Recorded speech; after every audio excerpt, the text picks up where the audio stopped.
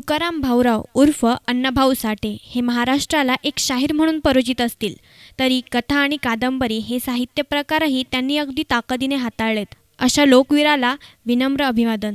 नेवासा तालुक्यातील रस्तापूर येथे अण्णाभाऊ साठे यांची जयंती मोठ्या उत्साहात साजरी करण्यात आली.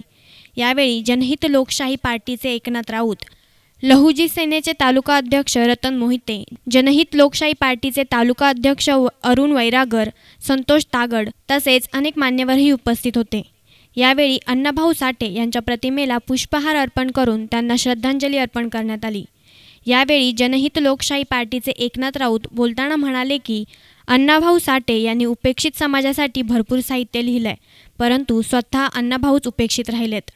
केंद्र शासनानं आणि महाराष्ट्र शासनानं अण्णाभाऊ साठे यांना भारतरत्न पुरस्कार देऊन गौरवावं, म्हणजे अण्णाभाऊ साठे यांना खरंच न्याय मिळेल. साहित्यरत्न लोकशाहीर अण्णाभाऊ साठे यांची आज 97वी जयंती. अण्णाभाऊ साठे यांनी उपेक्षित समाजासाठी भरपूर साहित्य लिहिलं, परंतु स्वतः अण्णाभाऊ साठेच उपेक्षित राहिले. तर या जयंतीनिमित्त माझी अशी विनंती आहे की केंद्र शासनाने, महाराष्ट्र सरकारने अण्णाभाऊला भारतरत्न देऊन गौरवण्यात यावं. यासाठी काही प्रयत्न केला तर खूप बरं होईल, म्हणजे खरा अण्णाभाऊला न्याय मिळेल. अन्यथा अण्णाभाऊ हे समाजाप्रमाणेच उपेक्षित राहतील याची मला खंत व्यक्त होत आहे. तरी याची सर्वांनी नोंद घ्यावी व अण्णाभाऊला मरणोत्तर भारतरत्न मिळावा ही अपेक्षा या ठिकाणी मी व्यक्त करतो.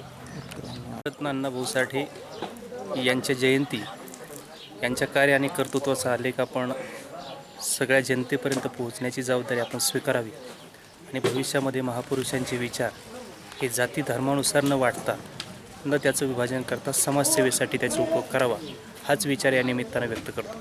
याप्रसंगी लक्ष्मी माता ग्रुप, लहुजी ग्रुप, नीलक्रांती ग्रुप, राजमाता ग्रुप या ग्रुपचे कार्यकर्ते उपस्थित होते.